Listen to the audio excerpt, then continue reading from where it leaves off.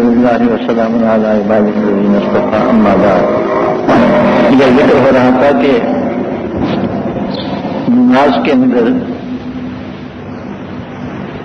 جب اہل ایمان دعائیں کرتے ہیں تو ایک دوسرے کی طرف انوار و برکات سرایت کرتے ہیں۔ نہ صرف اس جماعت کے حاضرین بلکہ تمام مومنین اور مومنات، مرد اور عورتیں،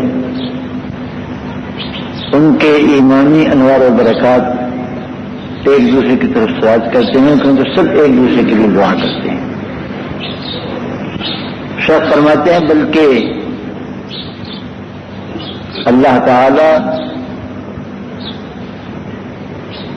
فرشتوں کے ساتھ ان کی مدد فرماتے ہیں، جس طرح کہ رسول اللہ صلی اللہ علیہ وسلم کی جنگ بدر میں مدد فرمائی تھی فرشتے نازل فرما کے، یعنی فرشتے یہ حاضر ہوتے ہیں جماعت میں،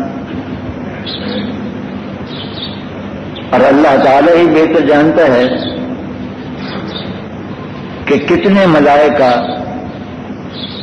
کتنے فرشتے جماعت میں شریک ہوتے ہیں۔ کم سے کم یہ کرام الکاتبین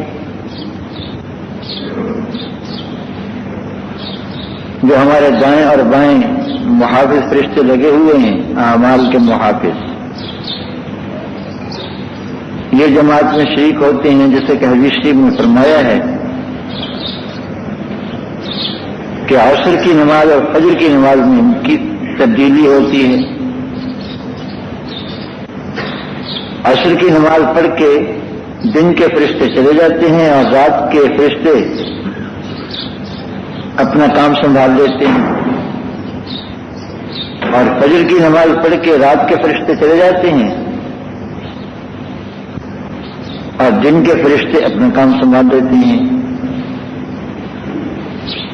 تو نماز عصر سے پہلے رات والے فرشتے نازل ہو جاتے ہیں، آ جاتے ہیں آسمان سے، اور نماز عصر پڑھنے کے بعد ان کی ڈیوٹی لگ جاتی ہے اور دن والے فرشتے واپس چلے جاتے ہیں۔ تو ہر آدمی کے ساتھ دو دو فرشتے تو یہ ہوئے، علاوہ ازیں کچھ محافظ فرشتے بھی ہیں، جس کا قرآن کریم میں ذکر فرمایا لہ معقبات من بین یدیہ ومن خلفہ یحفظونہ من امر اللہ، اس کے لیے پہرے دار ہیں جو آدمی کی حفاظت کرتے ہیں آگے سے اور پیچھے سے اللہ کے حکم کے ساتھ۔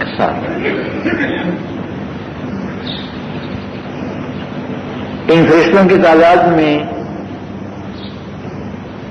مختلف اقوال ہیں۔ بعض حضرات نے فرمایا کہ 9 یا 10 فرشتے ہوتے ہیں، اور بعض نے کمی بیش بتائے ہیں۔ اگر 9-10 فرشتے بھی ہوں تو 10 فرشتے وہ ہو گئے، اور 2 فرشتے یہ دائیں اور بائیں والے ہو گئے۔ ہر آدمی کے ساتھ 12 فرشتوں کا لشکر ہے۔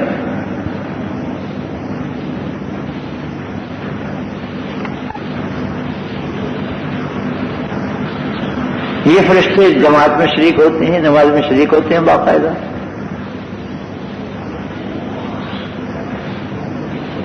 جب ہم نماز شروع کرتے ہیں تو یہ فرشتے الگ نہیں ہو جاتے، بلکہ وہ بھی جماعت میں شریک ہوتے ہیں۔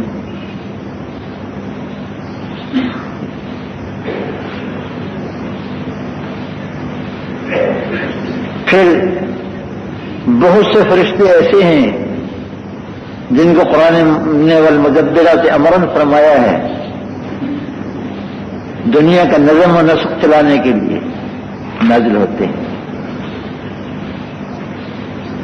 یہ ایک باطنی محکمہ ہے حق تعالی شانہ کا، یہ ظاہری محکمہ اسی کے تابع ہیں۔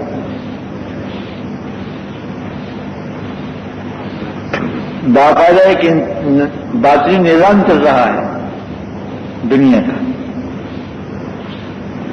اور فرشتے بے نماز نہیں ہوتے، حالانکہ وہ مکلف نہیں ہیں،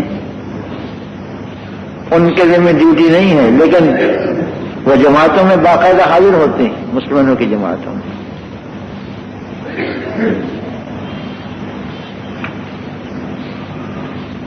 تو یہاں سے یہ بات معلوم ہو جائے گی کہ آدمی اتنے نہیں ہوتے جتنے فرشتے جماعت میں ہوتے ہیں۔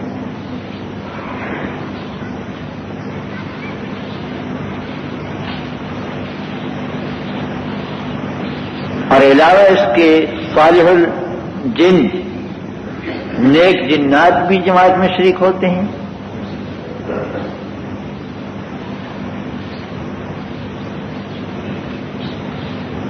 ان کی تعداد صحیح معلوم نہیں ہو سکتی،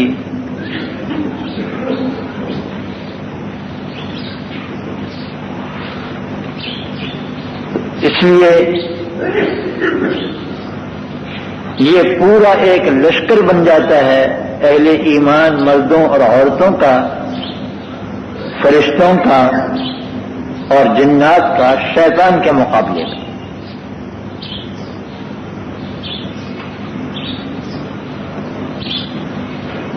اور یہ صف بندی جو ہو رہی ہے کسی کے مقابلے کے لیے ہو رہی ہے۔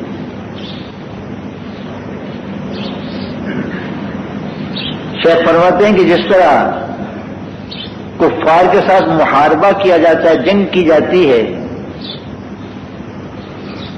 اسی طرح یہ نفس اور شیطان کے مقابلے میں محاربہ ہو رہا ہے، لڑائی ہو رہی ہے۔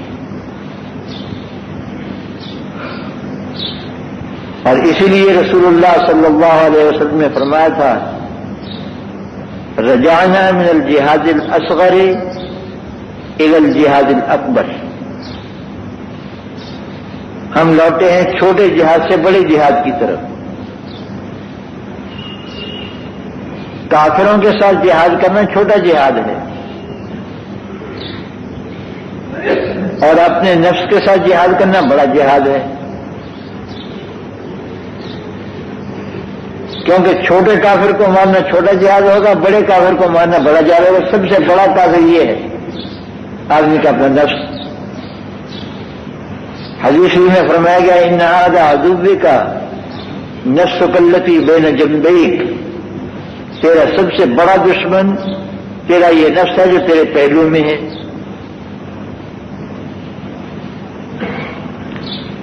اور اسی لیے فرمایا گیا، واستعینوا بالصبر والصلاۃ، اور تم مدد لو نماز کے ساتھ اور صبر کے ساتھ اور نماز کے ساتھ۔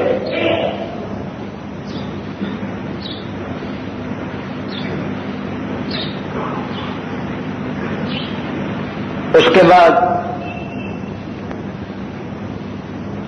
فرماتے ہیں کہ دائیں اور بائیں طرف سلام پھیریں، السلام علیکم ورحمۃ اللہ، یہ دایاں رخسارہ ادھر نظر آنا چاہیے، اور السلام علیکم ورحمۃ اللہ بایاں رخسارہ ادھر ہونا چاہیے، اور نظر ہو جائے دائیں اور بائیں کندھے پر السلام کہتے وقت۔ اور السلام کے وقت نیت کرے نمازیوں کو جو دائیں اور بائیں ہیں سلام کہنے کی، اور ان نمازیوں میں نیت کرے انسانوں کی بھی، فرشتوں کی بھی اور جنوں کی بھی، جتنے نماز میں شریک ہیں سب کی نیت کرے۔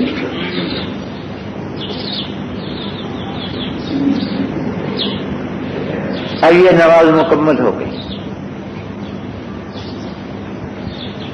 حق تعالی شانہ ہمیں اس طرح نماز پڑھنے کی توفیق عطا فرما دیں، تو ذرا اندازہ فرمائیے کہ نماز میں کیا چیز ہمیں ملتی ہے۔ یہ السلام علیکم ہی کہی دیکھ لیجئے،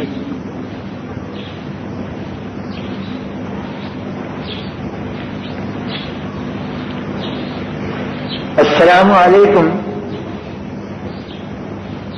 ورحمۃ اللہ، سلامتی ہو تم پر اور اللہ کی رحمت۔ یہ دائیں جانب کے جتنے لوگ ہیں ان کو کہا جا رہا ہے، انسان بھی، فرشتے بھی اور جن بھی، اور سب کہہ رہے ہیں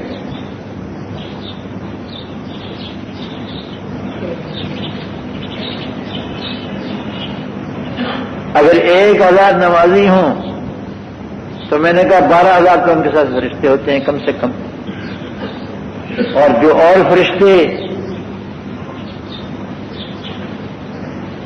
آتے ہوں گے ان کو کوئی حساب ہی نہیں۔ یہ تمہاری مسجدیں بھری ہوئی ہوتی ہیں فرشتوں سے، مگر ہمیں نظر نہیں آتے۔ حضرت عثمان بن مظعون رضی اللہ تعالی عنہ جو رسول اللہ صلی اللہ علیہ وسلم کے رضائی بھائی تھے اور مدینہ طیبہ میں حضرت صلی اللہ علیہ وسلم کے تعلق والوں میں سب سے پہلے فوت ہوئے تھے، آپ نے ان کی قبر پر خود اپنے ہاتھ سے ان کو قبر میں اتارا تھا، اور دفن کے بعد ان کی قبر پر پتھر نصب فرمایا تھا۔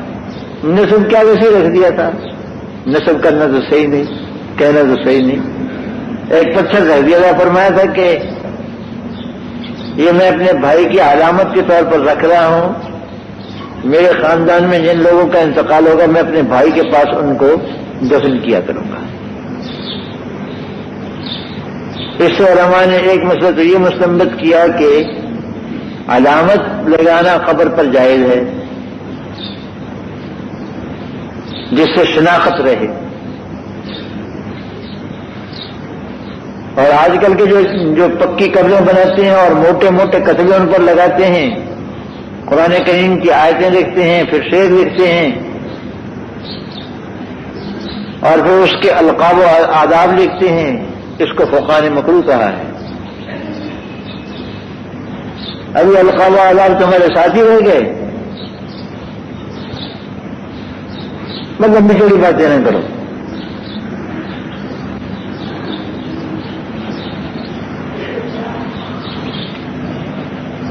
تو نام کی تختی لگا دینا جائز ہے قبر پر، صرف اس نیت سے کہ اس کی پہچان رہے، اس پہچان کے علاوہ کوئی اور پہچان قائم کر سکتے ہو تو وہ کافی ہے، پھر تختی لگانے کی ضرورت نہیں۔ مثال کے طور پر کوئی خبر ایسی ہے کہ اس کے سرانے درخت ہے خاص، اس سے تمہیں پہچان رہتی ہے، بس وہ لگ گیا کتبہ۔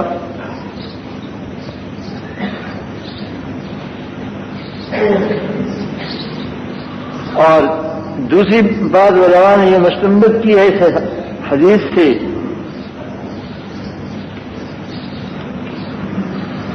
کہ اعزاء و اقارب کا قریب قریب دفن ہونا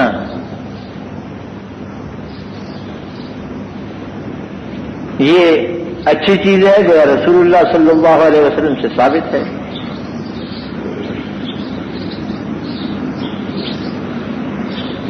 چنانچہ بقیع شریف میں قبرستان اہل بیت کا احاطہ، اس میں سے اہل بیت حضرت صلی اللہ علیہ وسلم کے خاندانی کے لوگ دفن ہیں،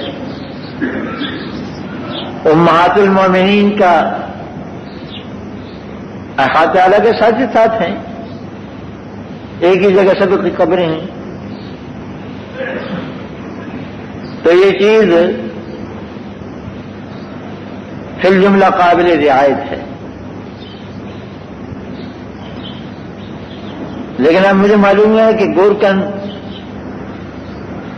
اس کے پیسے وصول کرتے ہیں، اگر قبر کی جگہ رکھوائی جائے تو پیسے وصول کرتے ہیں، پیسے وصول کرنے کا ان کو حق نہیں، رشوت ہے، یہ رشوت کی مد میں آتا ہے یہ، اس لیے کہ وہ جگہ تو وقف کی ہے اور وقف کی زمین کو بیچا تو نہیں جا سکتا۔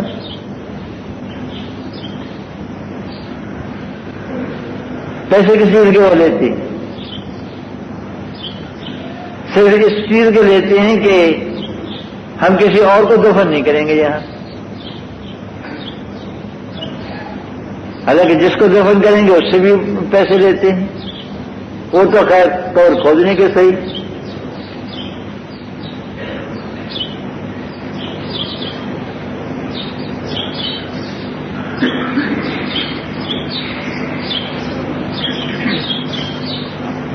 تو خیریت کے درمیان میں بات آئی، میں ذکر کر رہا تھا حضرت عثمان بن مظعون رضی اللہ تعالی عنہ، حضرت صلی اللہ علیہ وسلم جب ان کو لے کر گئے ہیں قبرستان،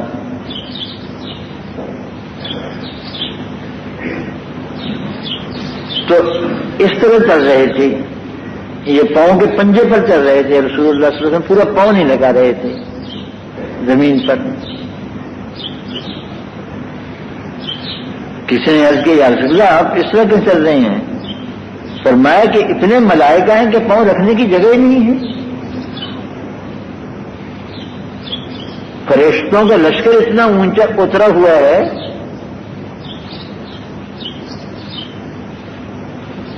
کہ پاؤں رکھنے کی جگہ نہیں، ہمیں تو پتہ نہیں چلتا نا، ہمیں تو نظر نہیں آتے، حضرت رسول اللہ صلی اللہ علیہ وسلم کو نظر آتے تھے۔ تو یوں میں کہہ رہا ہوں کہ یہ مسجدیں بھری ہوئی ہوتی ہیں ملائکہ سے، فرشتوں سے، ہم لوگوں کو نظر نہیں آتے، اور اسی لیے مسجدوں کا ماحول خاص نورانی ہے۔ اور یہی وجہ ہے کہ مسجد کے اندر گندگی لانا، بدبو لانا، ناپاک کپڑا لانا منع ہے، اور یہی وجہ ہے کہ جنبی آدمی کا اور حیض والی عورت کا مسجد میں داخل ہونا منع ہے، کیونکہ ملائکہ کو ان سے نفرت، گندگی سے۔ اور یہی وجہ ہے کہ لہسن اور پیاز کھا کر آنا منع ہے، بدبودار چیز کھا کر آنا منع ہے، اس سے ملائکہ کی ایذا ہوتی ہے۔ اور اللہ کے فقہاء نے لکھا ہے کہ جس شخص کے منہ سے بو آتی ہو اس کو مسجد میں نہیں آنا چاہیے، اس سے انسانوں کو اور ملائکہ کو ایذا ہوتی ہے۔ اور یہی وجہ ہے کہ مسجد کے اندر وضو توڑنا منع ہے، اس سے ملائکہ کی ایذا ہوتی ہے۔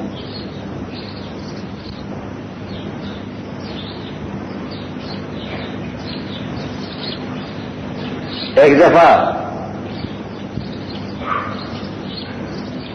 حضرت صلی اللہ علیہ وسلم سطر کا مسئلہ بیان فرما رہے تھے، تو کسی صحابی نے پوچھا کہ یا رسول اللہ اگر آدمی تنہائی میں ہو، کمرہ بند ہو، پھر تو برہنہ ہونے کا کوئی حرج نہیں، ننگے ہونے کا کوئی حرج نہیں؟ فرمایا لا فإن معكم من لا يفارقكم، جی نہیں، اس حالت میں بھی برہنہ ہونا صحیح نہیں بغیر ضرورت کی، اس لیے کہ تمہارے ساتھ وہ لوگ رہتے ہیں جو تم سے کبھی جدا نہیں ہوتے، ملائکہ، ان سے شرم کرو۔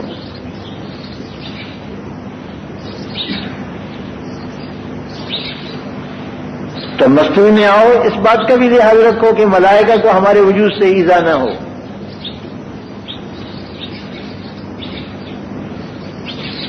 اور اللہ تعالیٰ کے بندے تو ہمارا وقت اس کا لحاظ رکھتے ہیں کہ ہم سے ہمارے فرشتوں کو تکلیف نہ ہو۔ اور حدیث شریف میں آتا ہے کہ جب آدمی مرتا ہے تو یہ کرامن کاتبین اس سے رخصت ہوتے ہیں، نیک آدمی ہوتا ہے تو اس سے کہتے ہیں کہ اللہ تعالیٰ تجھ پر رحمت فرمائے، تو بہت ہی اچھا رفیق تھا، تو انہیں بہت اچھی اچھی باتیں ہمیں لکھنے کو دیں، بہت اچھی اچھی باتیں لکھوائیں، اور اگر دوسرے قسم کا آدمی تھا تو کہتے ہیں خدا کی لعنت ہو تجھ پر، تیری وجہ سے نہ معلوم ہمیں کیا کیا لکھنا پڑا۔ نعوذ باللہ ثم نعوذ باللہ۔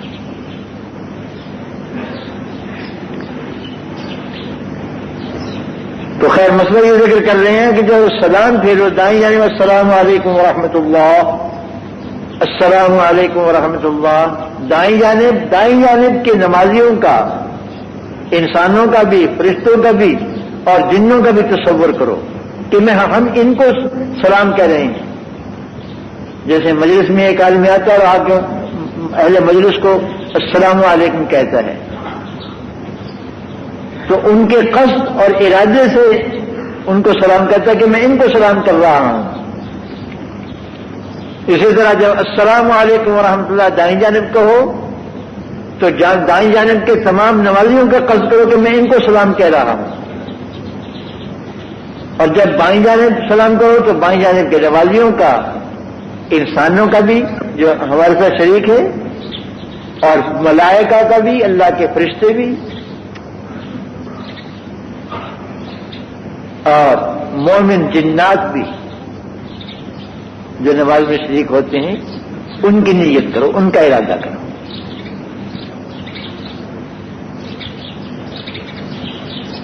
السلام علیکم ورحمۃ اللہ دعا ہے، سلام ہو تم پر اور اللہ کی رحمتیں ہوں۔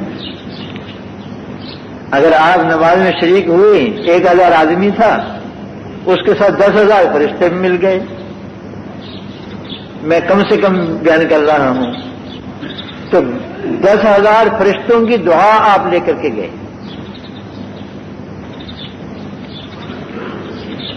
اس لیے شیخ فرماتے ہیں سبحان اللہ، مزہ آ گیا، ایسی بات کہی، فرمایا ومن اقام الصلوات الخمس فی جماعت فقد ملأ البر والبحر عبادۃ۔ یہیں سے یہ بات معلوم ہو جائے گی کہ جس شخص نے جماعت کے ساتھ نماز ادا کر لی، اس نے خشکی اور تری کو عبادت سے بھر دیا۔ اتنا بڑا ثواب اللہ تعالیٰ عطا فرماتے۔ تمام دنیا کے فرشتے نمازی اس نمازی کے لیے سلام اور دعا کرتے ہیں، رحمت کی دعا کرتے ہیں، اور ظاہر ہوتا ہے کہ یہ اس کے حق میں عبادت ہے، تو اس طرح بر و بحر کو اس نے عبادت سے بھر دیا۔ اور یہیں سے اہمیت معلوم ہو جائے گی جماعت کی نماز کی۔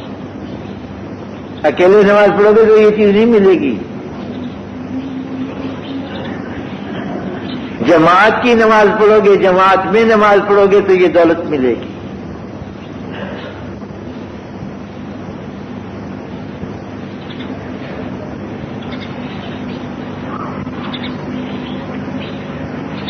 فرماتے ہیں کہ صوفیہ کے یہاں کچھ احوال و مقامات ہوتے ہیں، ان کی تشریح کا یہاں موقع نہیں ہے۔ شیخ فرماتے ہیں وَكُلُّ الْمُقَامَاتِ وَالْأَحْوَالِ زُبْدَتُهُ الصَّلَوَاتُ الْخَمْسُ فِي جَمَاعَةٍ۔ تمام مقامات اور تمام احوال کا خلاصہ 5 نمازوں کو جماعت کے ساتھ ادا کرنا ہے۔ نماز پنجگانہ کا اس کے جماعت میں ادا کرنا ہے، اس سے وہ احوال اور مقامات نصیب ہوتے ہیں جن کی ہمیں خبر نہیں۔ ہمارے حضرت ڈاکٹر صاحب نبی اللہ مرقد فرماتے تھے، میں پہلے سنا بھی چکا ہوں، حضرت فرماتے کہ بھائی اللہ تعالیٰ ستار ہیں۔ ستر کے معنی، ستار کے معنی چھپانے والے، عیوب کو چھپانے والے، بالکل ٹھیک ہے، لیکن حضرت فرماتے کہ میں کہتا ہوں کہ وہ جس طرح ہمارے عیوب کو چھپانے والے ہیں، ہماری عبادات کو بھی چھپانے والے ہیں۔ تو ہمارے آ کر کے نماز میں شریک ہوئے، جمعہ پڑھ کے گئے، تمہیں کیا ملا؟ کوئی تم سے پوچھا کہ تم جمعہ پڑھ کے آئے ہو، نماز پڑھ کے آئے ہو جماعت کے ساتھ، مسجد سے آئے، تمہیں کیا ملا ہے؟ اللہ تعالیٰ نے اس پر بھی پردہ ڈال دیا، چھپا دیا اس کو، اتنا کچھ تمہیں دے دیا، اتنا دے دیا کہ تم تصور نہیں کر سکتے، لیکن اپنی رحمت سے اللہ نے اس پر پردہ ڈال دیا ہے، تمہیں پتہ نہیں کیا دیا ہے۔ قیامت کے دن اللہ تعالیٰ اس پردے کو ہٹا دیں گے۔ اور مثال کے طور پر اس کو سمجھانے کے لیے ذکر کر رہا ہوں، حدیث شریف میں فرمایا کہ جب آدمی آدھا مد جو کا، مد کہتے ہیں سیر کو، آدھا سیر جو اللہ کے راستے میں اللہ کی رضا کے لیے دیتا ہے، بشرطے کہ پاک مال ہو، اور اللہ تعالیٰ پاک ہی کو قبول فرماتے ہیں، ناپاک کو قبول نہیں فرماتے، تو اللہ تعالیٰ اس کی پرورش کرتے رہتے اپنے ہاتھوں کے ساتھ، جیسے کہ تم میں سے ایک آدمی اپنی گھوڑی کے بچھیرے کی پرورش کرتا ہے، یہاں تک کہ جب وہ قیامت کے دن اللہ کی بارگاہ میں جائے گا تو یہ آدھا سیر جو ایک پہاڑ کے برابر بنا ہوا ہوگا۔ یہ اللہ نے چھپا کر کے رکھا ہوا ہے تمہارے لیے، تمہیں پتہ نہیں کیا دے رہے ہیں۔ کچھ کچھ پتہ بھی بتا دیتے ہیں، کچھ کچھ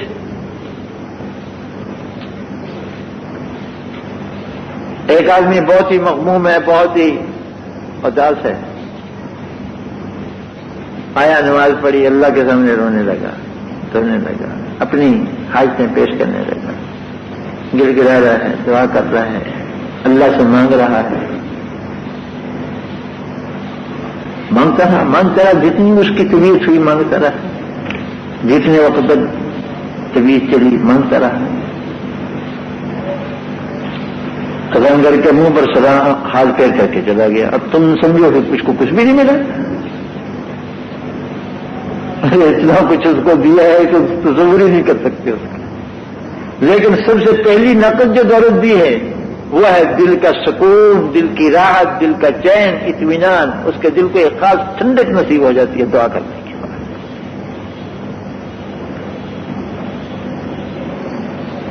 ایسا معلوم ہوتا ہے جیسے کسی نے زخم پر مرہم لگا دیا ہو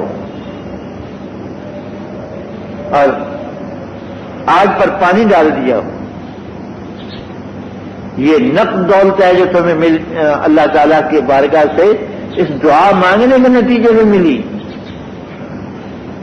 اور تمہاری دعاؤں کو منظور فرما کر اللہ تعالیٰ تمہیں کیا عطا فرمائیں گے اس کا تم اندازہ بھی نہیں کر سکتے۔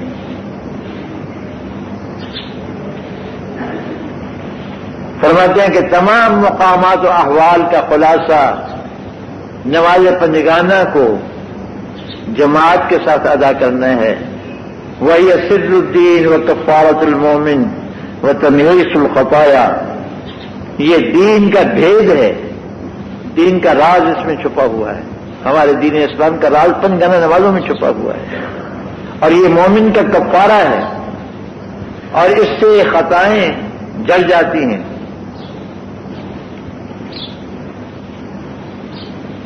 اس کے بعد حدیث نقل کیا کہ 5 نمازیں درمیان کے گناہوں کے لیے کفارہ بن جاتی ہیں۔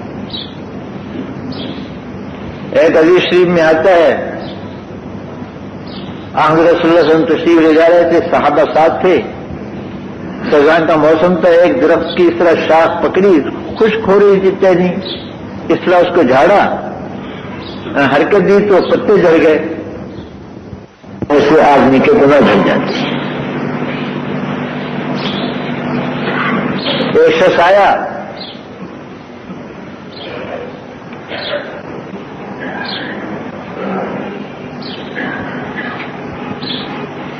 اور آ کر کے کہا کہ یا رسول اللہ میں نے ایک بہت بڑے گناہ کا ارتکاب کیا ہے،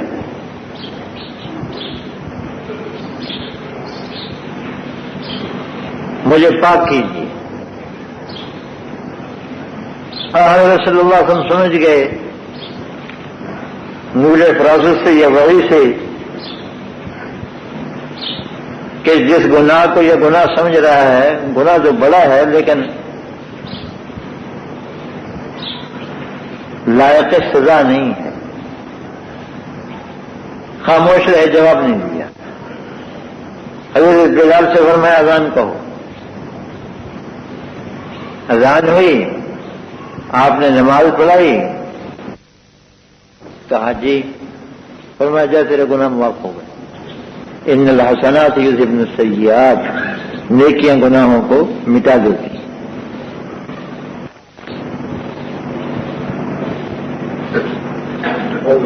اور اس کے بعد فرماتے ہیں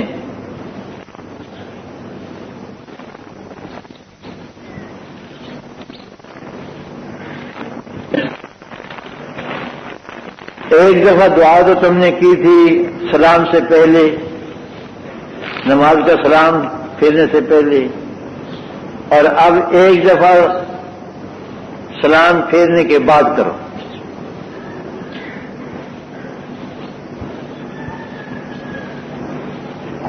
حدیث شریف میں آتا ہے کہ رسول اللہ صلی اللہ علیہ وسلم سے پوچھا گیا ای الدعاء اسمع، یا رسول اللہ سب سے زیادہ مقبول دعا کون سی ہے؟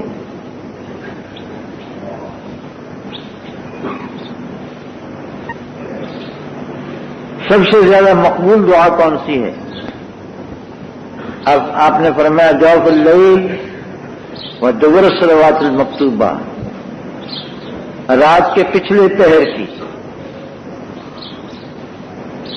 سحر کے وقت، تہجد کا وقت، اور پنجگانہ نمازوں کے بعد کی۔ یہ تمام مقبول اوقات میں سب سے زیادہ قبولیت کا وقت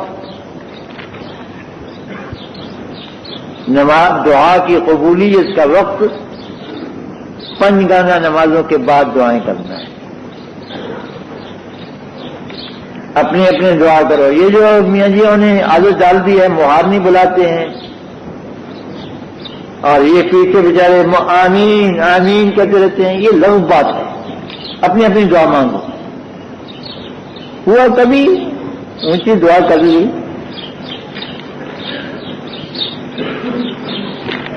اپنی اپنی دعا کرو۔ مجھے کیا معلوم ہے تمہیں کیا مانگنا ہے؟ الفاظ رکھ لیے ہیں، دہراتا رہتا ہوں ہر ہاتھ میں نماز کے بعد اسی کو۔ تمہیں اللہ سے جو چیز بھی مانگنی ہے ڈٹ کر مانگو، جم کر مانگو، خود مانگو۔ پہلے اللہ تعالیٰ کی حمد و صلات کرو، حمد و ثنا کرو، اس کے بعد درود شریف پڑھو، پھر اہل ایمان کے لیے استغفار کرو، اور پھر مانگو جو مانگنا ہے۔ دنیا کی چیز مانگو، آخرت کی چیز مانگو، گناہ نہ ہو، گناہ کی چیز نہ ہو۔ حدیث شریف میں آتا ہے کہ یستجاب للعبد، بندے کی دعا قبول ہوتی ہے جب تک کہ وہ دعا نہ کرے قطع رحمی کی یا گناہ کی۔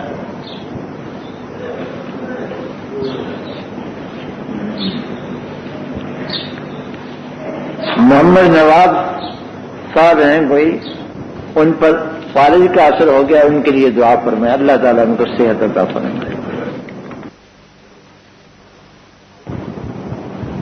اس لیے کہ جو تعریف بھی کی جائے گی جھوٹ ہوگی۔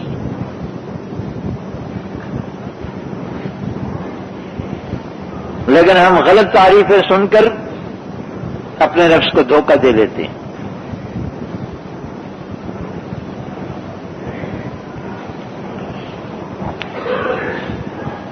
تو یہ تواضع کی علامتیں حضرت صلی اللہ علیہ وسلم نے ذکر فرمائی ہیں۔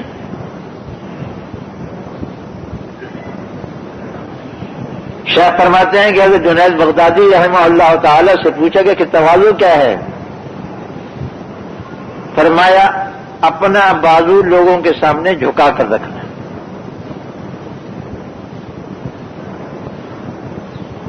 یعنی عجز اور نیازمندی کے ساتھ لوگوں کے ساتھ پیش آنا۔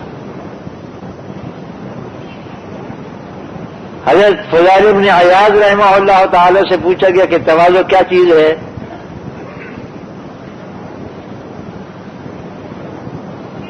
فرمایا تواضع یہ ہے کہ حق بات تمہیں کوئی چھوٹے سے چھوٹا بھی کہے تم اس کے سامنے سر جھکا دو کہ ٹھیک کہتے ہیں،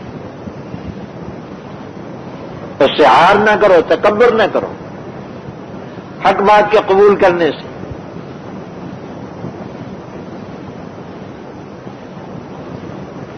ہمارے حضرت حکیم محمد تھانوی رحمۃ اللہ علیہ ارشاد فرماتے تھے کہ بھی حق بات کو تو قبول کرنا ہی چاہیے، لیکن بعض لوگوں کو کہنے کا ڈھنگ نہیں آتا، ان کے کہنے سے ایذا ہوتی ہے۔ حضرت فرماتے ہیں کہ اس کی مثال ایسی ہے کہ کسی کی گنی ہو، اشرفی کسی کی گر گئی، کسی نے اٹھائی اور اٹھا کر کے اس کے منہ پر ماری زور سے، کہا کہ یہ آپ کی گنی گر گئی تھی،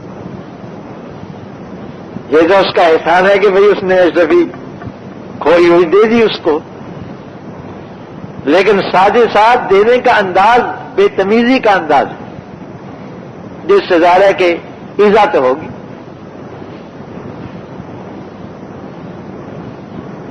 بھائی کسی کو نصیحت کرو تو اس انداز سے کرو کہ اس کے منہ پر گندی نہ مارو۔ حق بات اسی کی چیز ہے، وہ اس کو لوٹانی چاہیے۔ حدیث شریف میں فرمایا کہ کلمۃ الحکمت غالۃ المومن فحیث وجدها فهو احق بها، یعنی حکمت اور دانائی کی بات مومن کی گمشدہ میراث ہے، اس کو جہاں سے بھی مل جائے وہ اس کا زیادہ مستحق ہے۔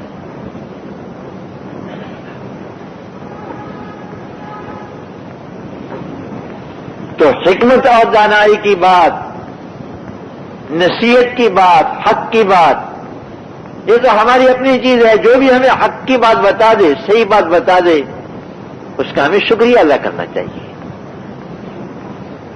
لیکن یہ ضرور ہے کہ اگر وہ صحیح طریقے سے بتائے تو اس سے مسرت ہوتی ہے،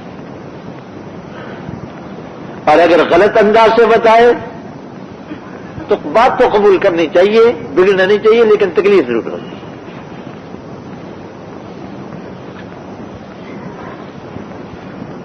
حضرت حکیم الامت ارشاد فرماتے تھے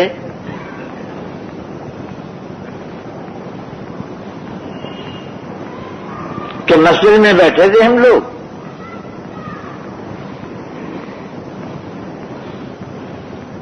میں نے کسی کو کچھ پیسے دیے کہ بھی ریز گاڑی لاؤ، اس نے کہا کہ میرے پاس ہے میں دے دیتا ہوں۔ میں نے کہا بہت مہربانی۔ اس نے مجھے ریز گاڑی دے دی۔ قریب میں ایک طالب علم بیٹھا تھا ہمارے مدرسے کا، وہ مجھے آہستہ سے کہنے لگا کہ حضرت یہ بیع و شراء تو نہیں ہے مسجد میں جائز؟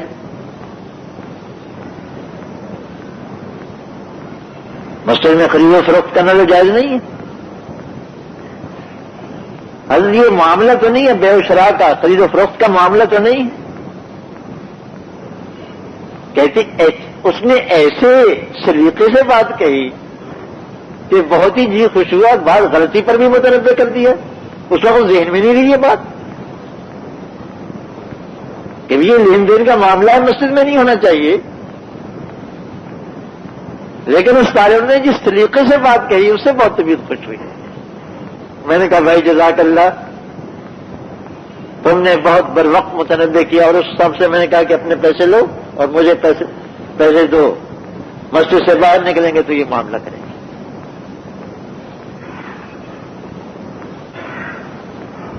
تو حضرت فضیل ابن عیاض رحمہ اللہ تعالی فرماتے ہیں کہ تواضع یہ ہے کہ حق بات جب بھی تمہیں کوئی شخص کہے اس کو قبول کر لو۔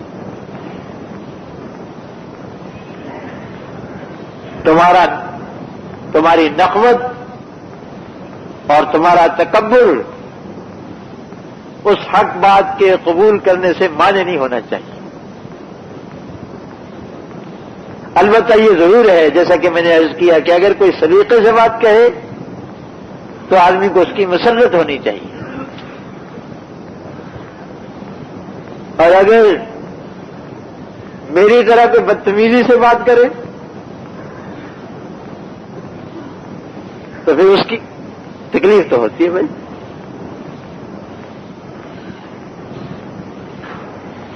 ہمارے تبلیغی بھائیوں کو بات کہنے کا بہت سلیقہ ہے، اللہ تعالی ان کے اس عمل میں اور بھی برکت فرمائے۔ وہ مشق کرواتے ہیں اس کی، جماعت میں نکل کر اسی کی مشق ہوتی کہ لوگوں کی ایذاؤں کو کیسے برداشت کریں، دوسرا آدمی ناراض ہو لیکن اس کے سامنے ناراض نہ ہو۔ میں ایک دفعہ راون کیا ہوا تھا،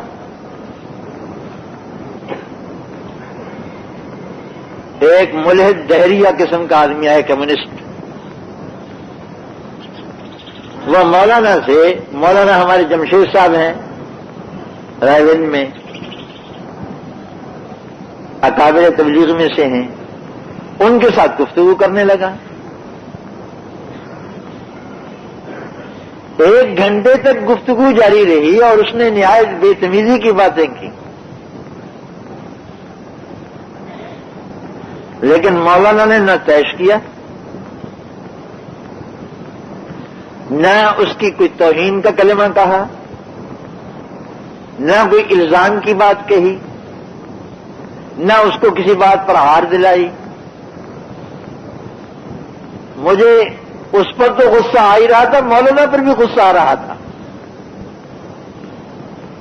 کہ ایسے آدمی کے ساتھ اس طرح بات کیا کرتے ہیں، لیکن نہیں بھائی، ان کو اللہ تعالی نے حکمت کا طریق سمجھایا ہے، جو بات بھی کہو سلیقے سے کہو۔ آپ کو یاد ہوگا کہ ایک دفعہ ہمارے محبین حضرات نے رائے میں کانفرنس کی تھی اپنی، ہمارے بریلوی بھائیوں نے۔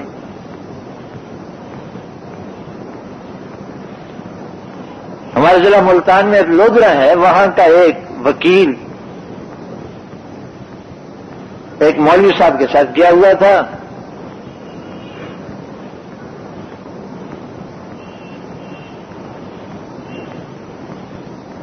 اتفاق سے مرکز میں بھی چلے گئے، یہ وکیل بھی اور مولوی صاحب بھی، اور مولوی صاحب مولانا جمشید صاحب سے بحث کرنے لگے۔ 1 گھنٹہ تک گفتگو ہوتی رہی، مولانا کا وہی انداز، بحث کرنی نہیں ہے۔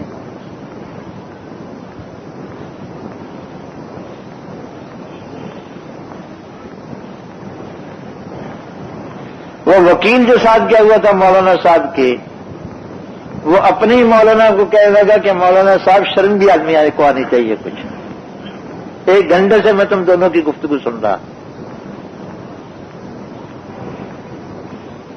ان مولانا کا انداز بات کرنے کا اور تمہارا انداز، اور اس کے بعد کہا کہ جی میرا نام 4 مہینے کے لیے لکھو۔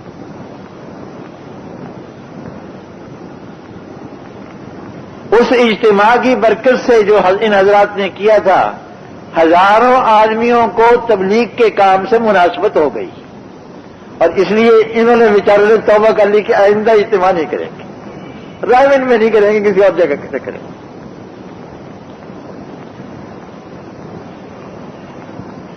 اللہ تعالیٰ بھائی مجھے بھی توفیق عطا فرمائے سلیقے کے ساتھ بات کرنے کی، کسی کی خیر خواہی کے ساتھ بات کہی جائے اور سلیقے سے کہی جائے تو بہت ہی اچھا ہے۔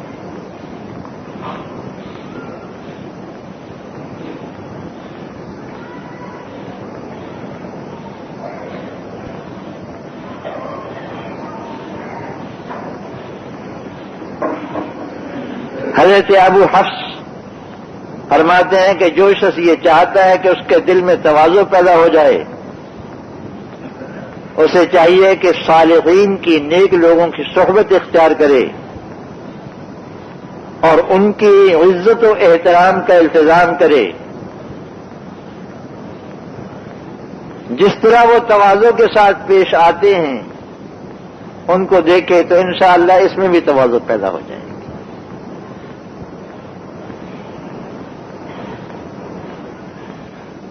حضرت لقمان حکیم علیہ السلام کا ارشاد ہے کہ ہر چیز کی ایک سواری ہوتی ہے، عمل کی سواری تواضع ہے. یعنی تواضع ہوگی تو عمل ہو سکے گا، ورنہ نہیں. ابو الحسن نوری رحمہ اللہ تعالی ایک بزرگ ہیں، وہ فرماتے ہیں کہ دنیا میں 5 چیزوں کا وجود سب سے زیادہ نایاب ہے.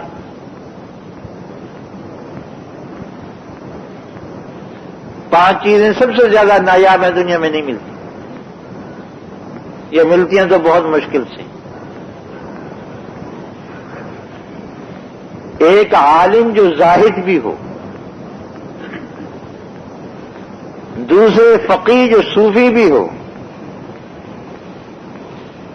تیسرا مالدار جو متواضع بھی ہو، اور 5واں شریف آدمی جو اپنی شرافت پر بھی قائم.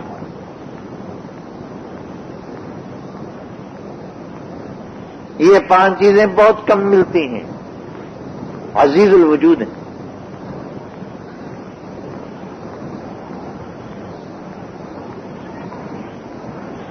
ایک بزرگ ہیں یوسف ابن اسبات،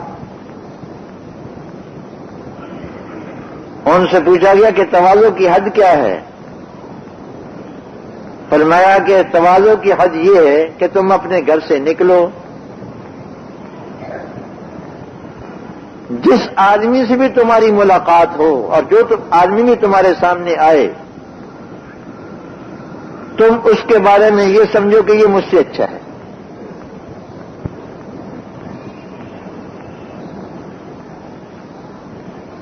حضرت حکیم محمد تھانوی رحمۃ اللہ علیہ کی خدمت میں کسی نے عرض کیا کہ حضرت یہ کیسے ہو سکتا ہے کہ ہر ایک کو اچھا سمجھے اپنے سے؟ فرمایا کچھ مشکل نہیں ہے. بات یہ ہے کہ اچھا ہونا بے اعتبار خاتمے کے اور بے اعتبار آخرت کے ہیں.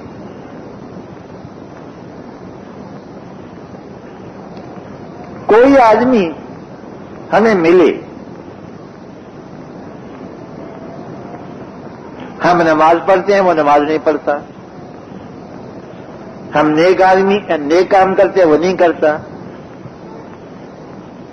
لیکن کیا معلوم ہے کہ اس کا خاتمہ اچھا ہو جائے اور ہمارا خاتمہ خدا نہ خواستہ برا ہو؟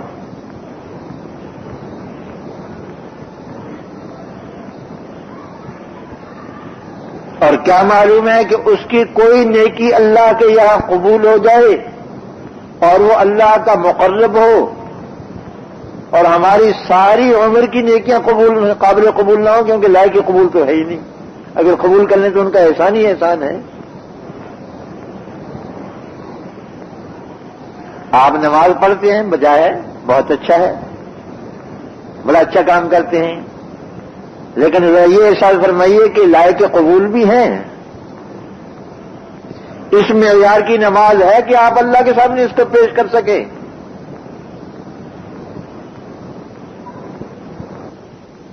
حضرت نے ارشاد فرمایا کہ یہ بات اگر پیش نظر ہو تو ہر آدمی اپنے سے اچھا نظر آئے گا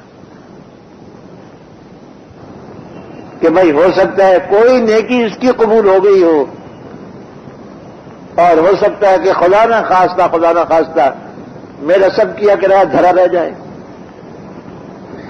تو کون اچھا رہا؟ وہ فاسق و فاجر بدکار آدمی جو طرح طرح کے گناہوں میں مبتلا ہے، کیا وعید ہے کہ رحمت الہی کا ایک چھینٹا اس کے تمام گناہوں کو دھونے کے لیے کافی ہو جائے.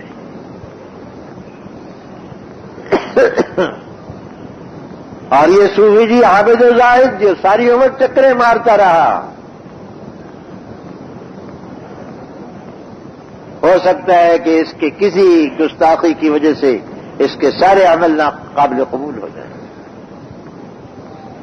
اس لیے یہ بات بجا ہے کہ آدمی گھر سے نکلے تو جو آدمی بھی سامنے آئے یوں سمجھے کہ مجھ سے اچھا ہی ہے. کہنے کو تو ہم بھی کہہ دیتے ہیں لیکن حال بن جائے. امام ربانی مجد الفسانی رحمہ اللہ کا مقولہ میں نے ایک دفعہ نقل کیا تھا، آپ کو یاد ہوگا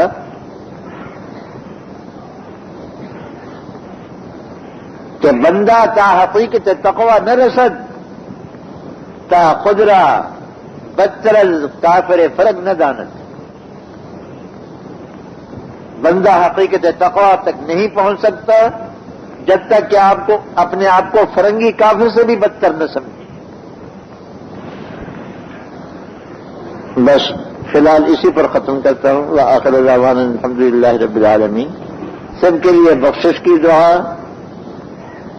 اور تمام مسلمانوں کے لیے دین کے صحیح فہم اور سمجھ بوجھ کے لیے دنیا وقت میں نیک اور مقبول بندوں کے ساتھ کے لیے مستقل لکھی یہ بات ہے. بھائی حالات بہت خراب جا رہے ہیں کراچی کے اصل میں.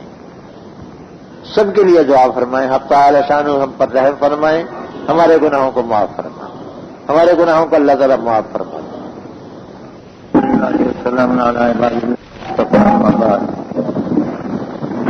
حضرات صوفیہ کے طرز پر وضو کے آداب ذکر کر رہا تھا. ان میں سے پہلی بات تھی حضور قلب، یعنی وضو کے دوران دل کا حق تعالی شانہ کی طرف متوجہ ہونا. اور بتایا تھا کہ جس قدر دل اللہ تعالیٰ کی طرف متوجہ ہوگا وضو میں، اتنا ہی نماز میں بھی متوجہ ہوگا، اس کا اثر پڑے گا. ایک دفعہ رسول اکرم صلی اللہ علیہ وسلم کو نماز میں سہو ہو گیا تھا، بھول ہو گئی تھی.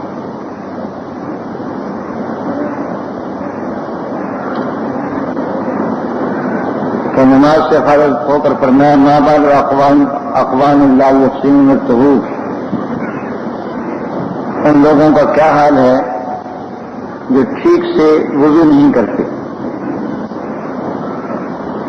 اولئک یلبسون علینا صلاتنا، یہ لوگ ہماری نماز میں گڑبڑ کر دیتے ہیں.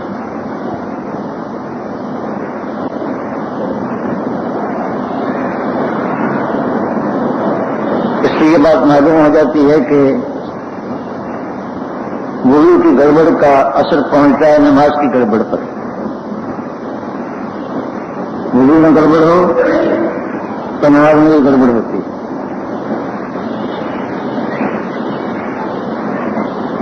اور یہ بات بھی معلوم ہو گئی کہ مقتدیوں کے حالات کا اثر پہنچتا ہے امام پر.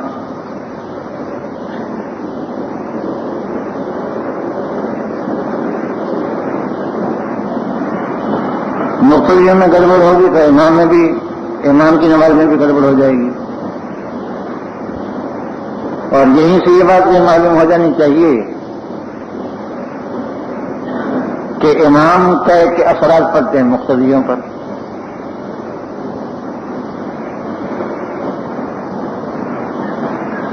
اس لیے کہ مقتدی امام کی نماز میں شریک ہیں.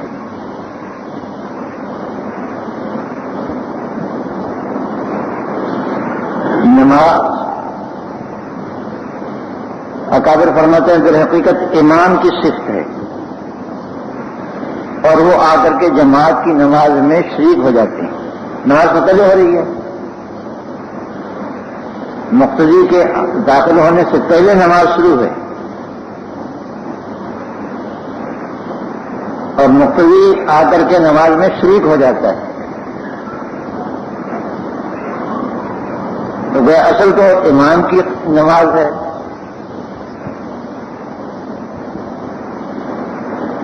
مقتدی اس کی اقتدا کرتے ہیں،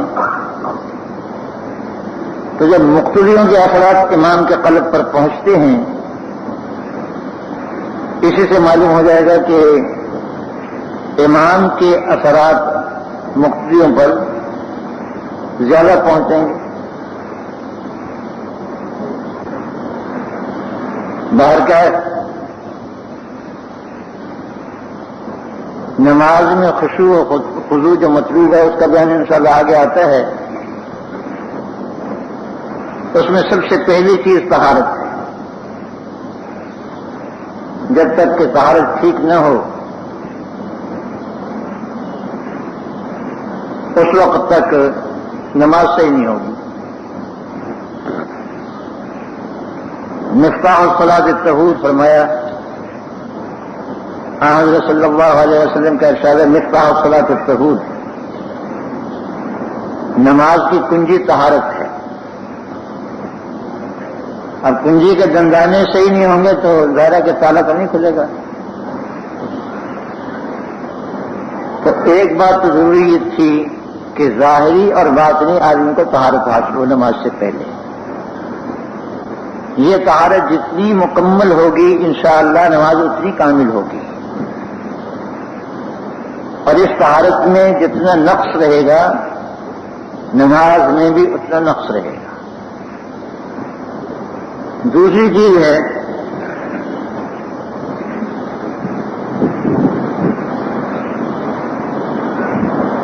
ومن آدابہم استدامت الوضو، ہمیشہ وضو رکھنا، ہمیشہ باوضو رہنے کی کوشش کرنا۔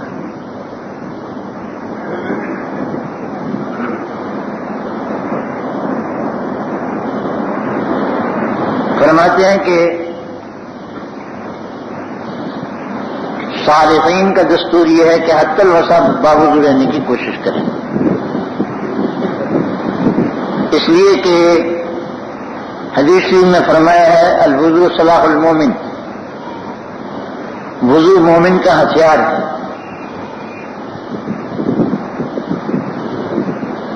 آپ جانتے ہیں کہ آج جب دشمنوں کا خطرہ ہو تو لوگ مشورہ دیا کرتے ہیں کہ میاں اسلحہ ساتھ رکھا کرو، اپنی حفاظت بڑی ضروری ہے، لوگ کہا کرتے ہیں۔ تو شیطان انسان کا دشمن ہے، ہمیشہ پیچھے لگا رہتا ہے، تعاقب میں رہتا ہے، تو مومن کو بھی مسلح رہنا چاہیے۔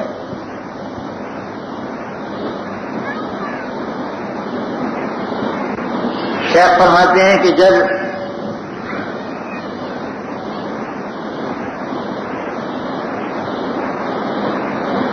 انسان کے اعضاء وضو کی حمایت میں ہوں گے، یعنی اس کی حفاظت میں ہوں گے، تو انشاءاللہ شیطان کا اثر ان پر کم ہوگا، شیطان کا حملہ ان پر کم ہوگا، شیطان کے حملے سے بچاؤ رہے گا۔ اور جیسا کہ میں پہلے بتا چکا ہوں، ظاہری طہارت کا اثر پڑتا ہے باطنی طہارت پر۔ انسان باوضو ہوگا تو اس کا قلب بھی پاک رہے گا۔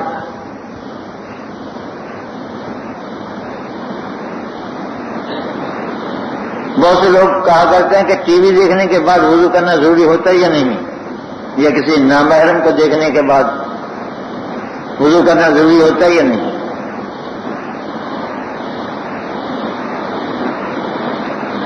اس مسئلے میں علماء ظاہر کا صوفیوں کا اختلاف ہے۔ علماء ظاہر کہتے ہیں کہ گناہ کرنے سے وضو ٹوٹتا نہیں، کیونکہ وضو کو توڑنے والی دوسری چیزیں ہیں، جب تک کہ ان چیزوں میں سے کوئی چیز نہ پائی جائے وضو نہیں ٹوٹتا گناہ کا کام کرنے سے۔ لیکن صوفی کہتے ہیں کہ وضو ٹوٹ جاتا ہے.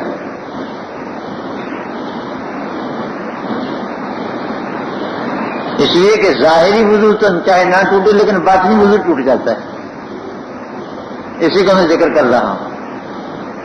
ظاہر کا اثر پڑتا ہے باطن پر. ظاہری طور پر طہارت ہوگی تو باطنی طور پر بھی طہارت انشاءاللہ حاصل ہوگی. تاہم ہمارے فقہاء نے بھی لکھا ہے کہ اگر انسان سے کوئی گناہ سرزد ہو جائے تو وضو کر لینا، اگرچہ آدمی باوضو ہو، وضو کر لینا مستحب ہے.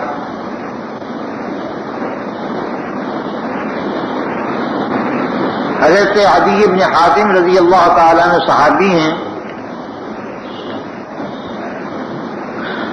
فرماتے ہیں کہ جب سے میں نے اسلام قبول کیا ہے، رسول اللہ صلی اللہ علیہ وسلم کے ہاتھ پر بیعت کی ہے،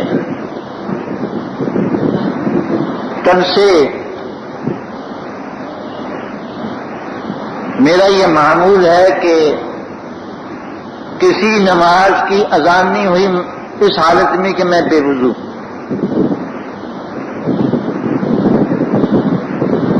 کم سے کم درجہ یہ ہے کہ آدمی اذان کے وقت باوضو ہو.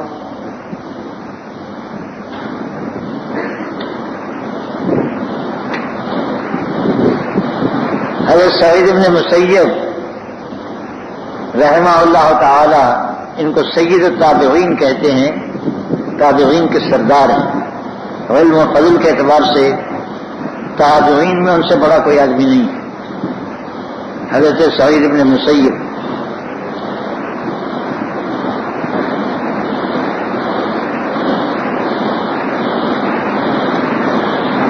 ان کے بارے میں لکھا ہے کہ کبھی ایسا نہیں ہوا کہ نماز کی اذان ہو رہی ہو اور وہ مسجد میں موجود نہ ہو.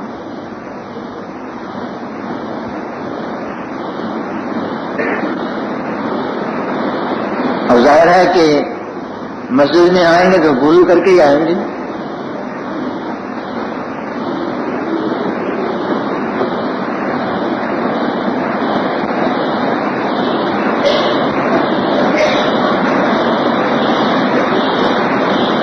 شیخ نے یہاں ایک حدیث نقل کیا ہے کہ حضرت انس بن مالک رضی اللہ تعالیٰ عنہ فرماتے ہیں کہ نبی کریم صلی اللہ علیہ وسلم مدینہ طیبہ تشریف لائے تو میں 8 سال کا تھا. 10 سال کی عمر تھی اس وقت. مجھ سے حضرت صلی اللہ علیہ وسلم نے فرمایا کہ بیٹا اگر تم سے ہو سکے کہ تم ہمیشہ طہارت پر رہا کرو تو ایسا کرنا. اگر تم سے ہو سکے کہ ہمیشہ باوضو رہو تو ایسا کرنا، کیونکہ جس شخص کو موت آئے اس حالت میں کہ وہ وضو پر ہو اس کو شہادت کا مرتبہ عطا کیا جاتا ہے. آدمی باوضو مرے، مرتے وقت باوضو ہو تو اللہ تعالیٰ اس کو رتبہ شہادت عطا فرماتے ہیں.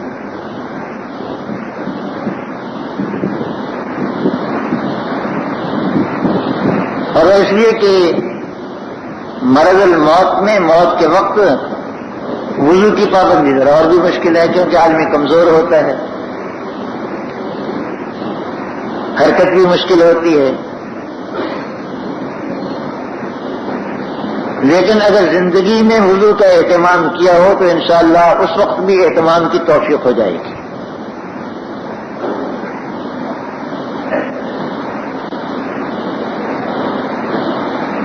تو ہمیشہ باوضو رہنا، یہ فرماتے ہیں کہ عاقل کی شان یہ ہے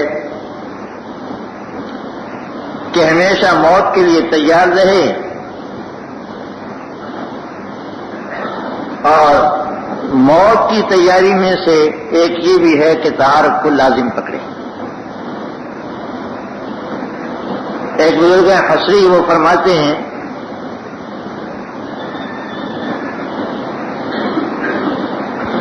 کہ رات کو جب بھی میری کبھی آنکھ کھلتی ہے تو جب تک کہ میں اٹھ کر کے نیا وضو نہ کر لوں اس وقت تک مجھے نیند نہیں آتی. اس لیے کہ ایسا نہ ہو کہ رات میں سوتے وقت میں مر جاؤں اور بغیر وضو کے مروں۔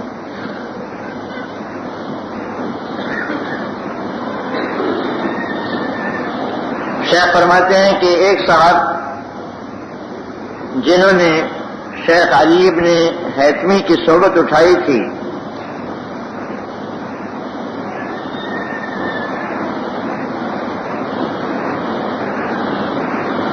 وہ بتاتے ہیں کہ وہ ساری رات بیٹھ کر گزارتے تھے، اور کبھی بیٹھے بیٹھے اونگ آ جاتی تو فرماتے میں نے بڑی بےعدبی کی، اٹھتے اور اٹھ کے وضو کر۔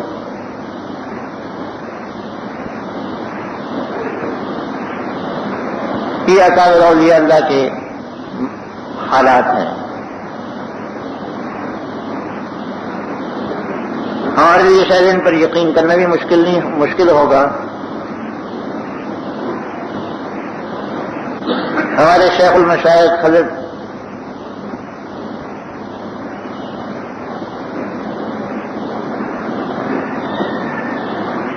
حاجی امداد اللہ مہاجر مکی قدس سرہ، ایک آدمی ان کی صحبت میں تھا، کافی عرصہ گزر گیا، حضرت کو پاؤں پھیلائے ہوئے نہیں دیکھا۔ رات کو بھی سوتے تھے تو پاؤں سمیٹ کر سوتے تھے۔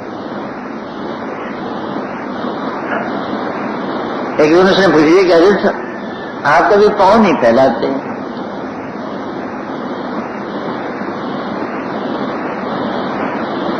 فرمایا تو تو بابلا ہے، تو بادشاہوں کے سامنے بھی پاؤں پھیلایا کرتا ہے۔ ہر دم حق تعالی شانوں کی معیت کا استحضار، اللہ تعالیٰ کے ساتھ ہونے کا استحضار، کوئی بادشاہوں کے سامنے بھی پاؤں پھیلایا کرتا ہے۔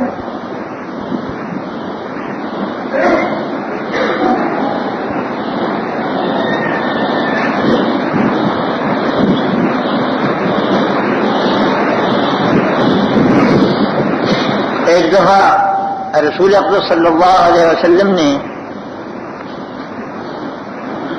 صحابہ کرام رضوان اللہ علیہ اجمعین سے یہ ذکر فرمایا، رات کو خواب میں جنت اور دوزخ کی سیر ہوئی، یہ شب معراج کا قصہ ذکر فرمایا۔ تو حضرت بلال رضی اللہ تعالیٰ نے فرمایا کہ بلال، میں جنت میں جہاں گیا ہوں تمہارے جوتوں کی آگے آگے مجھے سنائی دی، تم کیا عمل کیا کرتے ہو؟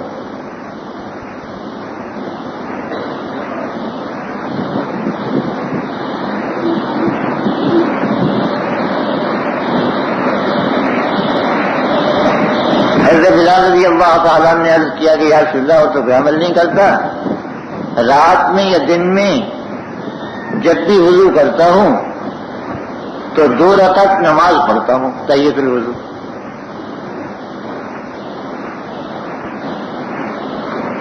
ارشاد میں یہی بات تحیۃ الوضو کی نماز بھی اسی لیے رکھی گئی ہے تاکہ آپ کو معلوم ہو کہ یہ کتنی بڑی دولت ہے جو اللہ نے ہمیں عطا فرمائی، طہارت، شکرانہ وضو۔ 2 رکعتیں شکرانہ وضو کی پڑھی جاتی ہیں کہ اللہ تعالیٰ نے طہارت کی نعمت ہمیں عطا فرمائی، ہمیں پاک کر دیا۔ اور حضرت بلال رضی اللہ تعالیٰ عنہ کے آگے آگے چلنے پر تعجب نہیں ہونا چاہیے، اس لیے کہ خدام آگے چلا کرتے ہیں انتظامات کے لیے۔ حضرت بلال رضی اللہ تعالیٰ عنہ خادم تھے، اور ویسے بھی حضرت صلی اللہ علیہ وسلم کا معمول مبارک چلتے ہوئے یہ تھا کہ آگے نہیں چلتے تھے بلکہ صحابہ کے بیچ میں چلتے تھے، کچھ حضرات کو آگے کر دیتے تھے، کچھ کو بیچ میں، کچھ آگے دائیں بائیں ہوتے تھے۔ یہ تو عام چلتے وقت کا معمول تھا، اور سفر کا معمول یہ تھا کہ حضرت صلی اللہ علیہ وسلم قافلے سے اکثر پیچھے رہتے تھے، قافلہ آگے نکل جاتا تھا اور حضرت صلی اللہ علیہ وسلم پیچھے رہا کرتے تھے.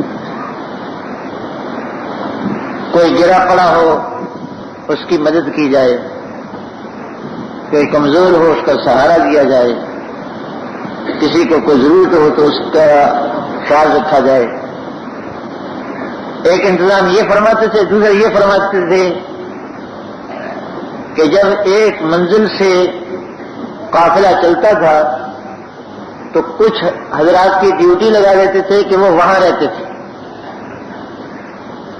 وہ وہیں رہتے تھے،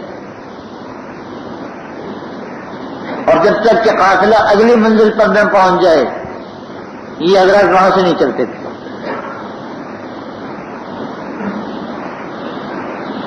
اندازہ ہوتا ہے کہ فلاں وقت پہنچ جائے گا قافلہ اگلی منزل پر. اب چلتے وقت کسی نہ کسی کی کوئی چیز رہ جاتی ہے، کبھی کوئی چیز بھول جاتا ہے، کبھی کوئی چیز گر پڑتی ہے. یہ حضرات اس کا تفقد فرماتے رہتے تھے اور جس ساتھی کی کوئی چیز گر جاتی یا رہ جاتی اس کو لے آتے تھے. یہ حضرت صلی اللہ علیہ وسلم کا مستقل نظام بنایا ہوا تھا سفر کا.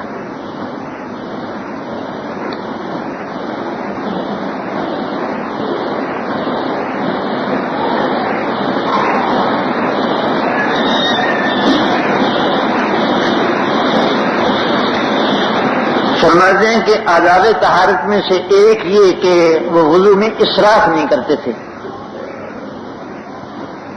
یعنی ضرورت سے زیادہ پانی استعمال کرنا. حضرت صلی اللہ علیہ وسلم ایک سیر پانی کے ساتھ وضو فرماتے تھے اور قریباً 4 سیر پانی کے ساتھ وضو فرماتے تھے. 3.5-4 سیر پانی کے ساتھ وضو فرماتے تھے اور اس میں سے بھی پانی بچا دیتے تھے. حضرت جابر رضی اللہ تعالی عنہ حضرت صلی اللہ علیہ وسلم کے اس معمول مبارک کو ذکر کر رہے تھے کہ ان کے شاگرد نے کہا کہ 4 سیر پانی سے تو میرے بال بھی نہیں بھیگتے.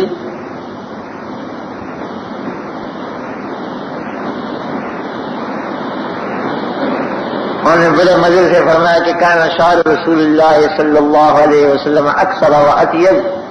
حضرت صلی اللہ علیہ وسلم کے منہ مبارک تجھ سے زیادہ بھی تھے، زیادہ پاکیزہ بھی تھے. حضرت صلی اللہ علیہ وسلم کے منہ مبارک، سر کے بال مبارک بھیگ بھی جاتے تھے، پاک بھی ہو جاتے، صاف بھی ہو جاتے تھے. تیرے کیوں نہیں ہوتے؟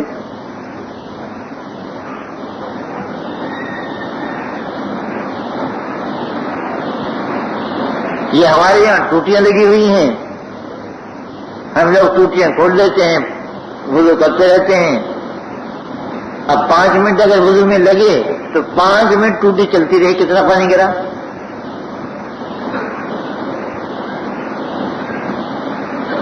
اور 5 منٹ بھی وہ آدمی لگاتا ہے جو ذرا جلدی کرے، ورنہ لوگ زیادہ وقت بھی لگاتے ہیں. کم وقت میں بھی ہو سکتا ہے، اس سے کم وقت میں بھی وضو ہو سکتا ہے. مشائخ فرماتے ہیں کہ وضو میں اسراف نہ کرو، خواہ وہ تم نہر پر بیٹھے ہو، دریا کے کنارے پر بیٹھے وضو کر رہے ہو، تب وہ وضو کے پانی میں اسراف نہ کرو، یعنی فضول پانی نہ استعمال.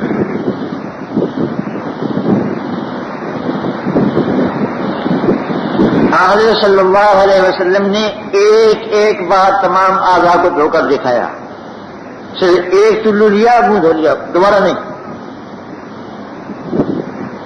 ایک چلو سے پانی میں منہ دھویا، ایک چلو سے دایاں ہاتھ دھویا، ایک چلو سے بایاں ہاتھ دھویا، ایک چلو سے پاؤں دھویا، ایک دوسرے چلو سے پاؤں دھویا،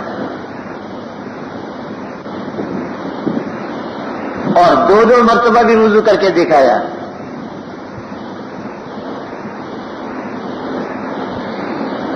تمام اعضاء کو 2 مرتبہ دھویا اور تین مرتبہ بھی وضو کر کے دکھایا. ہر عضو کو 3 مرتبہ دھویا، 3 مرتبہ پانی ڈالا، اور 3 مرتبہ دھو کر دکھانے کے بعد فرمایا کہ جس شخص نے اس سے تعدی کی اس نے برا کیا اور ظلم کیا. فقد اعتدى وظلم. اس لیے اکابر فرماتے ہیں کہ کسی عضو پر 3 مرتبہ سے پانی زیادہ ڈالنا جائز نہیں، حرام ہے. وضو کرتے ہوئے کسی عضو کو 3 مرتبہ سے زیادہ دھونا جائز ناجائز ہے، حرام ہے. الا یہ کہ آدمی پاک ہونے کا نہیں بلکہ صاف ہونے کا قصد کرے. مثال کے طور پر پاؤں کی میل اتارنا چاہتا ہے یا ہاتھوں کا میل اتارنا چاہتا ہے تو زیادہ ڈال سکتا ہے اس نیت کے ساتھ، لیکن طہارت 3 کے ساتھ ہو جائے گی. 3 سے زیادہ استعمال کرنا پانی کا جائز نہیں.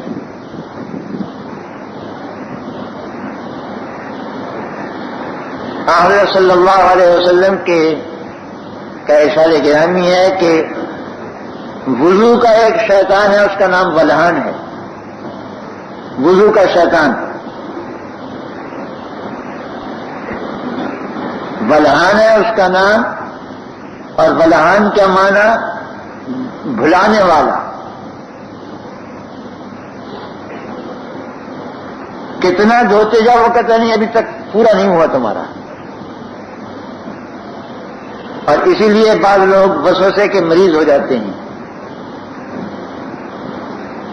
ہمارے ایک بزرگ تھے، وہ وضو کرنے کے لیے بیٹھتے تھے 2-3 منٹ وہ ٹوٹی کو دھوتے رہتے تھے. ایسا پر ٹوٹی دھلی ہے، پانی اس پر ڈالتے ہیں.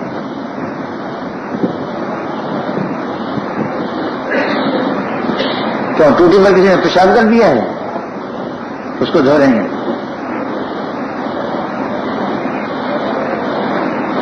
اور پھر اس جگہ کو دھونے لگتے تھے نیچے.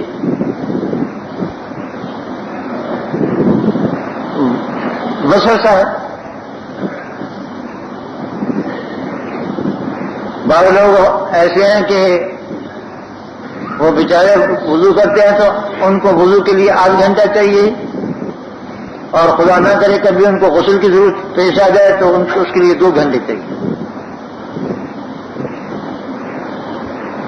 میرے پاس ایک نوجوان آیا، کہنے لگا کہ مجھے یہ بیماری ہے وسوسے کی، میں کیا کروں؟ میں نے کہا کہ علاج تو بتا سکتا ہوں لیکن بتاؤں گا نہیں.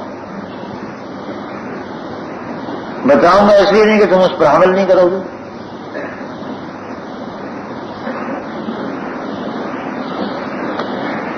اس نے کہا نہیں میں عمل کروں گا. پھر میں نے تھوڑا دق کیا، اس کو پریشان کیا. اس نے پوری قوت اور شدت کے ساتھ کہا کہ تم جو بتاؤ یہ اس پر عمل کروں گا. میں نے کہا ایک چلو لے لو، منہ پر ڈالو، مل لو جتنا تمہیں ملنا ہے، 8 گھنٹہ ملتے رہو. دوسرا چلو لے لو، پھر مل لو جتنا تمہیں ملنا ہے. تیسرا چلو ڈالو، پھر ملو جتنا ملنا ہے. لیکن چوتھا چلو ڈالنا تمہارے لیے حرام.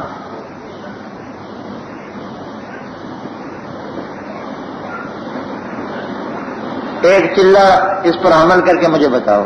بتایا کہتا ٹھیک ہو گیا. وسوسے کی بیماری جاتی رہی الحمدللہ. تو وضو میں اسراف نہیں ہونا چاہیے، پانی بے جا استعمال کرنا یہ گناہ ہے. ہمارے حضرت مفتی محمود صاحب گنگوئی دامت برکاتہ ہمارے شیخ کے سب سے بڑے خلیفہ ہیں. ان کا فتاوی محمودیہ چھپ کے آیا ہوا ہے. اس میں حضرت نے لکھا ہے کہ پانی کے زیادہ استعمال کرنے سے ظلمت پیدا ہوتی ہے. بجائے وضو تو نور پیدا کرتا ہے نا، نور نالا نور. لیکن پانی میں اسراف کرنے سے ظلمت پیدا ہوتی ہے قلب میں.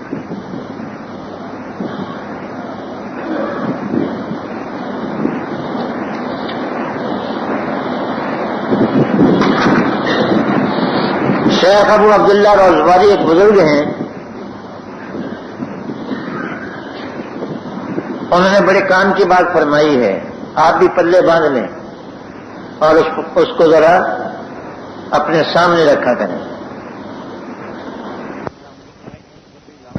تمہیں پتہ بھی نہیں کہ اس میں سوراخ ہو گیا ہے. وہ مشکیزے میں سوراخ ہو جائے، کسی چیز کوئی چیز لیک کرتی ہو، ٹپکتی ہو، ایک ایک قطرہ بھی گرتا رہے گا، مشکیزہ خالی ہو جائے گا.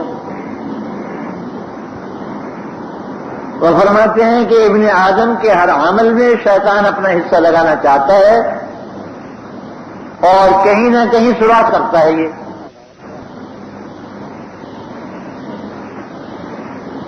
اور اس کو اس بات کی پرواہ نہیں ہوتی کہ اس عمل میں کمی کر دے یا زیادتی کر دے.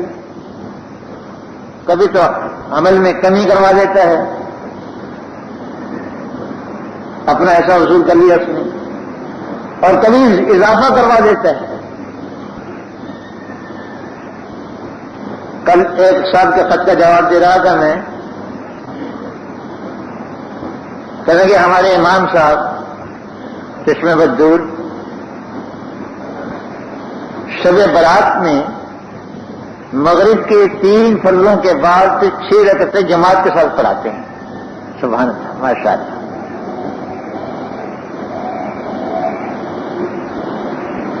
شیطان کو تو اپنا خراج وصول کرنا ہے نا.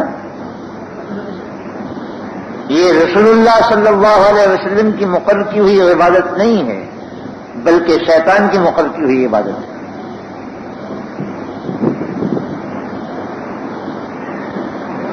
یہ تمہارے یہاں جو یہ طریقے چل نکلے ہیں، اپنے خیال میں تو تم عبادت ہی سمجھتے ہو گے ان چیزوں کو. یہ 12 ربیع الاول پر جو کچھ کرتے ہیں، یا محرم کے موقع پر جو کچھ کرتے ہیں، شعبان میں رجب میں جو کچھ کرتے ہیں، غالباً عبادت سمجھ کی کرتے ہو گے.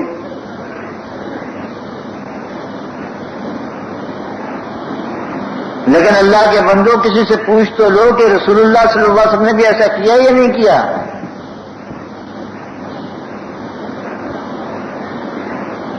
اگر تم اپنی رائے سے، اپنی خواہش سے یا دیکھا دیکھی کسی کام کو کرتے ہو تو سمجھ لو کہ شیطان نے اپنا حصہ تم سے وصول کر لیا. طریقے چل نکلے ہیں، اپنے خیال میں تو تم عبادت ہی سمجھتے ہو گے ان چیزوں کو. یہ 12 ربیع الاول پر جو کچھ کرتے ہیں، یا محرم کے موقع پر جو کچھ کرتے ہیں، شعبان میں اور رجب میں جو کچھ کرتے ہیں، غالباً عبادت سمجھ کی کرتے ہو گے.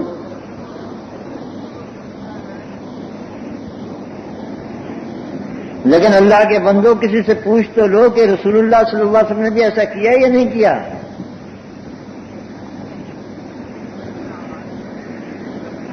اگر تم اپنی رائے سے، اپنی خواہش سے یا دیکھا دیکھی کسی کام کو کرتے ہو تو سمجھ لو کہ شیطان نے اپنا حصہ تم سے وصول کر لیا.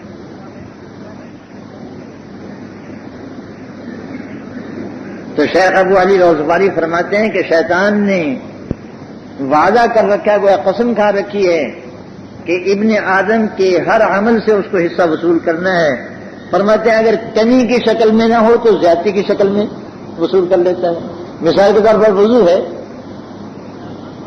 اس نے دیکھا کہ اب وضو کو کم کیا کرے گا، چلو زیادہ ہی کرواؤ. اب دھو رہا ہے منہ، ڈال رہا ہے پانی، خشک رہ گئی ہے. یہاں اس کو وہم ہو گیا کہ یہاں خشک رہ گیا ہوگا، اور ڈالتا ہے پانی اور ڈالتا ہے.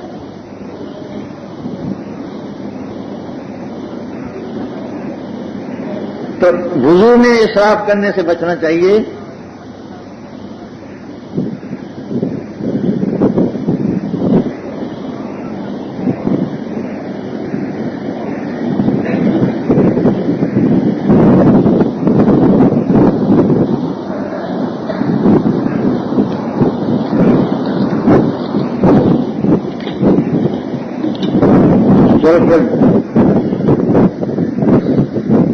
بھی انشاءاللہ پھر سے ہمارے سوالات نہیں پورے ہوتے.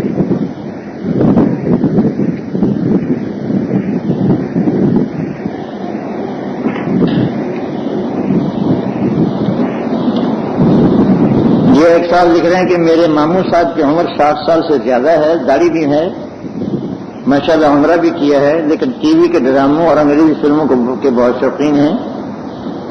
انہوں نے گھر میں جانداروں کی تصویریں بھی لگا رکھی ہیں، نمازی پڑھتے ہیں. کیا ان کی نماز مکروہ ہوتی ہے؟ جہاں تصویریں لگی ہوئی ہیں بھائی سامنے، وہاں تو نماز مکروہ ہے، اور دوسری جگہ نماز مکروہ نہیں ہے. باقی یہ کہ کچھ گناہ کرتے ہیں، کچھ نیکی کا کام کرتے ہیں، تو قیامت کے دن میں نے عرض کیا تھا نا کہ وَنَضَعُ الْمَوَازِينَ الْقِسْطَ لِيَوْمِ الْقِيَامَةِ، ہم انصاف کے طور رکھیں گے قیامت کے دن. فَلَا تُظْلَمُ نَفْسٌ شَيْئًا، کسی نفس پر ذرا بھی ظلم نہیں ہوگا. وَإِنْ كَانَ مِثْقَالَ حَبَّةٍ مِّنْ خَردَلٍ، اور اگر کوئی عمل رائی کے دانے کے برابر بھی ہوگا أَتَيْنَا بِهَا، ہم اس کو لا کر کے رکھ دیں گے. وَكَفَىٰ بِنَا حَاسِبِينَ، اور کافی ہیں ہم حساب لینے والے. گناہ کرنا نہ کرنا تو تمہاری اپنی مرضی ہے بھائی. باقی یہ دیکھ لو کہ تمہارا نیکیوں کا پلہ بڑھ رہا ہے یا بدیوں کا پلہ بھاری ہو رہا ہے، اس کا خیال رکھ لو. تمہاری جگہ مجھے حساب نہیں دینا، تمہیں اپنا حساب خود دینا ہے. کھڑے ہو کر اپنی نیکیاں اور بدیاں تم کو خود تلوانی ہیں. مجھے بھی تلوانی ہے، اللہ مجھے معاف فرما دے، سب کو معاف فرما دے، اللہ ذرا ہم سب کو معاف فرما دے. ہر ایک کو کھڑے ہو کر اپنی نیکیاں اور بدیاں تلوانی ہیں. یہ دیکھ لو کہ بدیوں کا پلہ بھاری کر رہے ہو یا نیکیوں کا پلہ بھاری کر رہے ہو. دن میں نیکیاں کتنی کرتے ہو، بدیاں کتنی کرتے ہو؟ کتنا وقت تمہارا نیکی میں گزرتا ہے، کتنا بدی میں گزرتا ہے؟ بس اس کا خیال کر لو. اللہ تعالیٰ مجھے بھی ہدایت عطا فرمائے، آپ حضرات کو بھی ہدایت عطا فرمائے. اہدنا الصراط المستقیم، اللہ تعالیٰ ہمیں صراط مستقیم پر چلنے کی توفیق عطا فرمائے. تیار کردہ پاک ریکارڈنگ، پہلی منزل کریم سینٹر صدر کراچی. Phone number 56781223.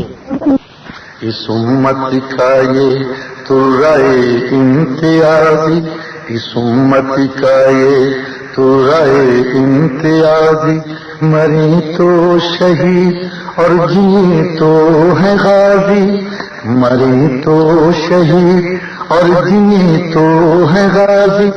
لگائیں اب اللہ اکبر کا نعرہ، لگائیں اب اللہ اکبر کا نعرہ، یہی تو خدا سے تھا وعدہ ہمارا، یہی تو خدا سے تھا وعدہ ہمارا، کہ جگ میں مسلمان کہلائیں گے ہم، کہ جگ میں مسلمان کہلائیں گے ہم، تیرا دین دنیا میں پھیلائیں گے ہم، تیرا دین دنیا میں پھیلائیں گے ہم.